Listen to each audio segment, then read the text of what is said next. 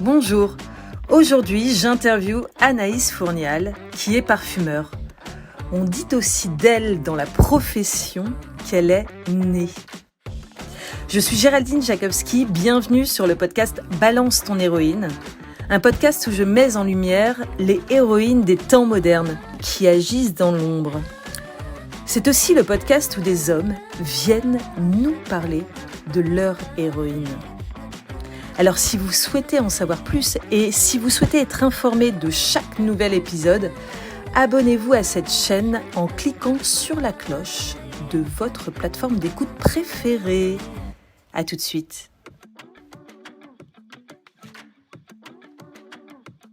Anaïs Fournial, bonjour et bienvenue sur le podcast Balance ton héroïne. Bonjour Géraldine, merci pour ton invitation. Je suis ravie d'être avec toi aujourd'hui. Moi aussi, je suis ravie parce qu'enfin, on a pu se rencontrer. C'était il y a 2 jours, lors d'une de tes collabs avec la marque Gemio. Et j'en suis ravie parce que nous, on s'est connectés toutes les deux il y a 1 an déjà. C'était il y a 1 an, sur Clubhouse, ce réseau social audio. Qui a créé, je crois, enfin c'est ce que je vis, je ne sais pas toi, des connexions pérennes. Qu'est-ce que tu en penses ? Quelques-unes, effectivement. C'est vrai que moi, j'avoue ne plus y être beaucoup, mais je crois que je ne suis pas la seule. Mais au début, quand je me suis mise sur Clubhouse, il y a quelques connexions qui ont été très belles et qui sont toujours là aujourd'hui. Alors, pour certaines, on ne s'est toujours pas rencontrées. Toi, ça y est, c'est fait. Mais j'en ai encore d'autres à rencontrer personnellement et pas simplement par la voix. Et je me souviens que c'est toi qui étais venue vers moi, toi Anaïs, qui t'es lancée en tant qu'indépendante, en tant que parfumeur, où on dit aussi née. Parle-moi de alors toi ça, et de cette c'est une aventure. grande question. C'est une grande question déjà, quel terme est-ce qu'on donne ? Est-ce qu'on m'appelle plutôt parfumeur, plutôt née ou même créatrice de parfums ? Dans l'industrie, on a tendance à préférer le terme parfumeur, mais je me rends compte que quand je me présente et que je dis que je suis parfumeur, on ne comprend pas toujours ce que je fais. Donc finalement, je dis assez souvent que je suis née. Et je me suis lancée en indépendante, ça fait un peu plus de 4 ans. Ça a été un choix évident avec cette sensation de en fait pas avoir le choix de me lancer en indépendante. J'ai toujours eu cette envie d'avoir mon entreprise un jour avant même de savoir le métier que j'allais faire. Donc c'est assez étonnant cette réflexion quand je réalise. Mais je ne peux pas l'expliquer. Voilà, j'avais envie un jour d'avoir cette société. Et quand j'ai découvert la parfumerie et que j'ai commencé à être parfumeur, il y a un moment, il y a eu ce besoin de liberté, aussi bien, je dirais, cette envie entrepreneuriale, mais aussi cette liberté dans mes créations et dans mes choix, choix de partenaires, de collaboration. J'aime pas forcément dire client parce que finalement, il y a très vite des amitiés qui se créent dans ces collaborations. Donc, il y a des vrais partenariats qui se créent et je pense que c'est nécessaire aussi pour moi, dans ma façon de créer les parfums, qu'il y ait cette belle entente et qu'on fasse presque le parfum à 4 mains. Alors, avec un nez, mais avec 4 mains et plein d'idées.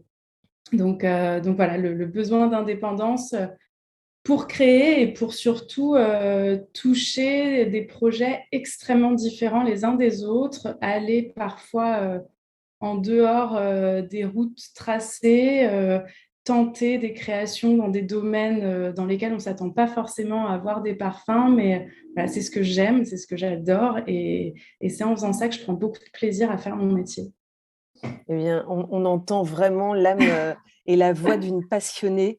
Bravo en tout cas d'avoir trouvé ta voix et puis de t'épanouir au travers de ta passion en tant qu'entrepreneur, c'est-à-dire, comme tu le dis, en toute liberté, avec la possibilité de choisir les projets, de choisir en toute créativité aussi. Tu laisses libre cours à toute ta créativité. Je trouve ça très beau. En revanche, waouh, quelle aventure parce que tu te mets sur pas un terrain mouvant, mais il y a aujourd'hui de grands parfumeurs, de grands créateurs. Alors, en tant qu'indépendante, quand on se lance, comme tu l'as fait en tant que créatrice de parfums, comment on se fait une place sur ce marché? Alors, dans mon cas, il a fallu commencer par patienter et par apprendre à patienter parce que c'était pas forcément dans mon caractère, mais j'ai eu la bonne idée de lancer la société juste avant les gilets jaunes, les grèves, puis la Covid. Donc des années pas très faciles, surtout que moi, je considère que pour créer un parfum, il faut sentir l'autre. Et on ne peut pas le sentir à travers des coups de téléphone, à travers des mails, donc il faut les rencontrer. Et ça a été des périodes où rencontrer les gens était compliqué. Donc dans un premier temps, voilà, j'ai dû patienter. Et puis là, je dirais, depuis septembre dernier, les choses ont beaucoup bougé, beaucoup évolué et pas mal de nouveaux projets dans des domaines voilà, très différents, comme j'avais envie. Donc ça, c'est top. Après, pour se faire connaître, il n'y a rien de mieux que le bouche à oreille. Parce que finalement, dans ces métiers créatifs et dans je dirais, toute l'humanité que j'essaye de mettre dans mes partenariats, en fait, c'est en faisant confiance et c'est en ayant ces belles relations qu'on se fait connaître. Alors évidemment, j'ai mes réseaux sociaux, hein, la société a une page LinkedIn, j'ai un compte Instagram, etc. Mais je trouve que c'est pas suffisant. Pour moi, il n'y a rien de mieux que de rencontrer les gens et de se faire connaître par le bouche à oreille. Alors, comment tu fais pour rencontrer les gens? Qu'est-ce que tu crées comme démarche commerciale, comme événement pour rencontrer les gens et être au contact d'eux? Alors, démarche commerciale, je pense que c'est probablement mes lacunes. Je ne suis pas une très bonne commerciale, mais j'aime mon métier. Donc je crois que c'est peut-être la meilleure façon de le vendre finalement, d'en parler simplement et de transmettre voilà, ce que j'aime dans ce métier. Je participe à des réseaux d'entrepreneurs, notamment le réseau FCE, Femmes Chefs d'entreprise. Donc ce sont toutes des femmes qui ont leur entreprise dans des domaines bien différents. Et c'est un groupe dans lequel moi j'ai apprécié rentrer parce que, alors on a toute notre entreprise certes, mais on est là pour passer des bons moments avant tout. Et il y a une sincérité entre les membres qui fait que on va parfois avoir des rendez-vous, je dirais, techniques avec des personnes qui vont nous présenter la communication, le marketing, ce genre de choses. Et puis des fois, on a des rendez-vous beaucoup plus ludiques autour. On a visité par exemple le musée des Arts Forains, le musée de la carte à jouer et un jour je leur ai fait un atelier justement création de parfums. Donc pour moi c'est des belles façons de rencontrer des gens sans avoir un but de démarchage, mais finalement il y a quelques relations qui se sont faites professionnelles aussi parce que leurs domaines d'activité ont permis à ce que cette relation se crée. Et après, vraiment, c'est que du bouche à oreille, des anciens clients qui m'ont recommandé par leur réseau et qui ont suscité des rencontres. Donc, ça m'arrive de temps en temps d'envoyer un petit message sur LinkedIn et qui crée d'ailleurs quand même des belles rencontres, puisqu'il y a des projets en cours dont je ne peux pas encore parler, désolée. Mais voilà, des chouettes projets qui vont arriver et qui sortiront, je pense, en 2023. Donc, je vous en dirai plus à ce moment-là. Alors, c'est marrant. Donc, toi, est-ce que tu es une créatrice de parfums pour les marques ou est-ce que tu es une créatrice de parfums pour le particulier? Comment tu te positionnes aujourd'hui sur le marché? Moi, je suis multicasquette. Créer un parfum pour moi, que ce soit pour une marque ou pour un particulier, je dirais que la démarche est la même, puisque pour moi, l'objectif, c'est de les écouter. De les écouter me raconter leur histoire. Et une marque comme un particulier a son histoire, qu'il l'aborde après différemment, évidemment, mais il y a une histoire, il y a des valeurs, il y a des souvenirs, il y a des moments heureux, il y a des moments plus difficiles. Et moi, en fait, pour créer un parfum, je pars de tout ça. Donc souvent, on me dit, oui, mais est-ce que tu as un questionnaire? Non, j'ai pas de questionnaire. C'est une discussion, c'est un échange qui se crée avec parfois une équipe marketing, avec parfois une personne seule quand c'est un particulier. Mais mon rôle, c'est d'écouter et c'est d'interpréter les mots, mais aussi les silences en matière première. Je ne fais pas partie des parfumeurs qui imaginent l'odeur finale et qui vont tout faire pour obtenir cette odeur. Moi, je pars des ingrédients et chaque ingrédient va représenter un bout de l'histoire, un bout de la personnalité, des valeurs. Et après, l'objectif, c'est de faire en sorte que tous ces ingrédients trouvent un équilibre ensemble. Je pense que la particularité qu'on peut trouver dans mes parfums, c'est qu'ils ne sont pas parfaits, mais rien n'est parfait et c'est ce qui fait, je trouve, le beau de chacun. On a tous des oppositions dans nos personnalités. Toutes les marques ont des difficultés dans leur histoire à un moment, mais c'est tout ça qui fait qu'à un moment, on trouve l'équilibre. Donc, dans les parfums, parfois, il y a des facettes qui sont un peu plus étonnantes, qui ressortent un peu plus que d'autres, sur lesquelles on va avoir envie de s'arrêter ou alors sur lesquelles on va avoir envie de passer. Mais l'objectif, c'est que ce parfum, il retranscrive qui on est avec toutes nos perfections, nos imperfections et toutes nos contradictions aussi. Tout à l'heure, tu as évoqué, dans un autre contexte, la visite de certains lieux, un musée, les arts forains. Est-ce que toi, en tant que créatrice de parfums, tu es aussi amenée ou tu pourrais être amenée à créer un parfum pour un lieu? Alors oui, tout à fait. Alors il y a des choses en cours avec des musées, avec des artistes. En avril dernier, j'ai été amenée à faire un parfum pour une exposition d'une artiste peintre qui s'appelle Julia et Teddy. J'adore ce qu'elle fait. Ses tableaux sont magnifiques. Et elle m'avait demandé donc de créer le parfum de l'exposition pour retranscrire toutes les émotions qu'elle mettait finalement dans ses tableaux en parfum. Donc, ça a été un parfum éphémère. On a quand même fait et quelques bougies qu'on a signées puisque elle a peint à la main tous les pots des bougies. Donc, en fait, chaque pot est une œuvre. Et donc, les bougies sont coulées avec de la cire végétale et le parfum de l'événement. Donc, il nous en reste quelques-unes, pas grand-chose, mais ça a beaucoup plu. Donc voilà, on avait parfumé le lieu à cette occasion. Là, en ce moment, je travaille sur le parfum pour un hôtel qui est en Toscane. Donc, le parfum de Waouh! l'hôtel et du spa.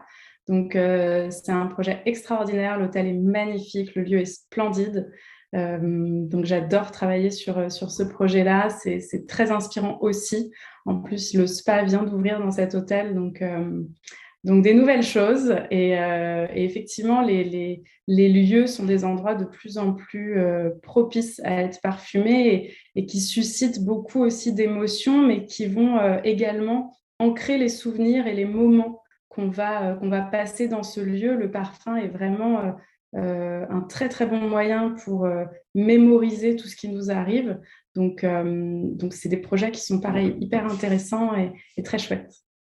Waouh! Eh ben, écoute, on va te suivre sur LinkedIn et sur Instagram. On va suivre ton aventure, évidemment, et on pourra découvrir tous les nouveaux projets, à venir dont tu ne peux pas parler, maintenant. Alors, nous, La difficulté du oui? métier, c'est que tant que c'est pas sorti, c'est la difficulté du métier. Tant que les projets sont pas sortis, on peut pas trop en parler. Il y a toujours une frustration de ne pas pouvoir communiquer dans l'instant.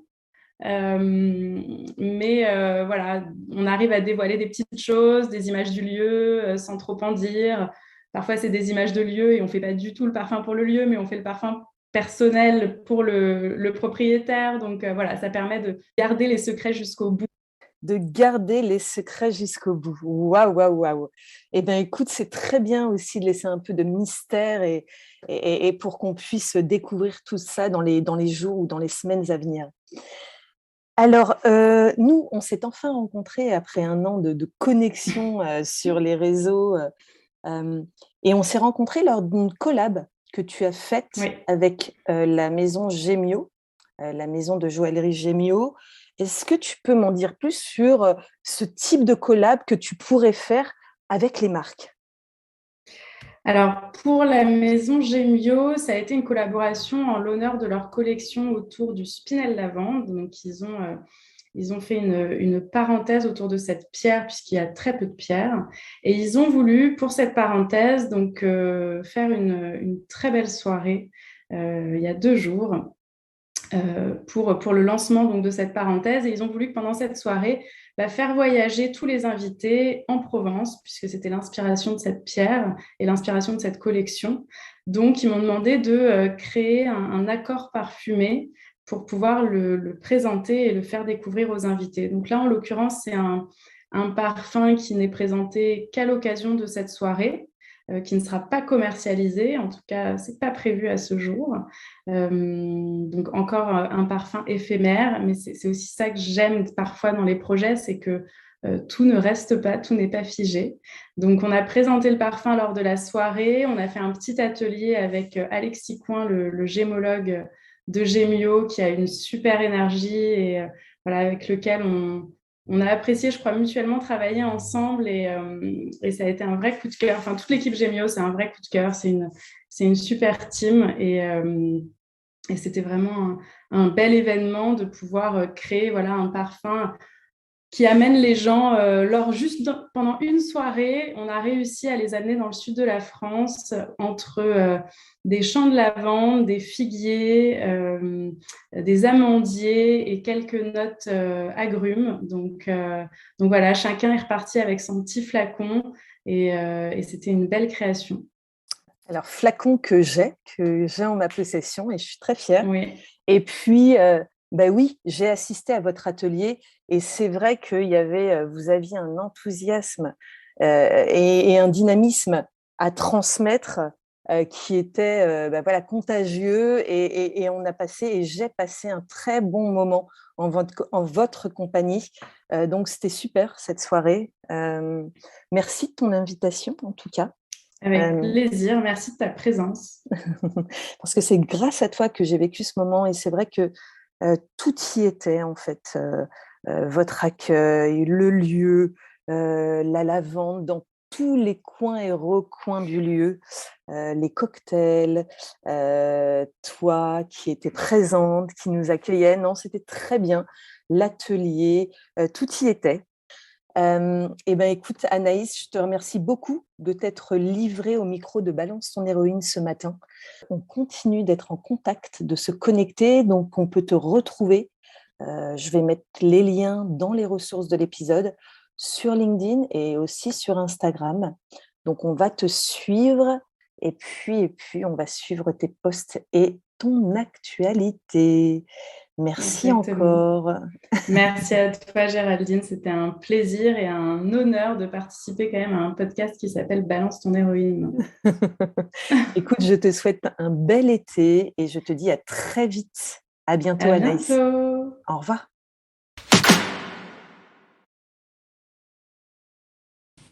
Cet épisode de podcast est terminé. Je vous invite, s'il vous a plu, à mettre 5 étoiles sur le canal de podcast sur lequel vous l'avez écouté et à vous abonner, évidemment, au podcast Balance ton héroïne en cliquant sur la cloche tout là-haut.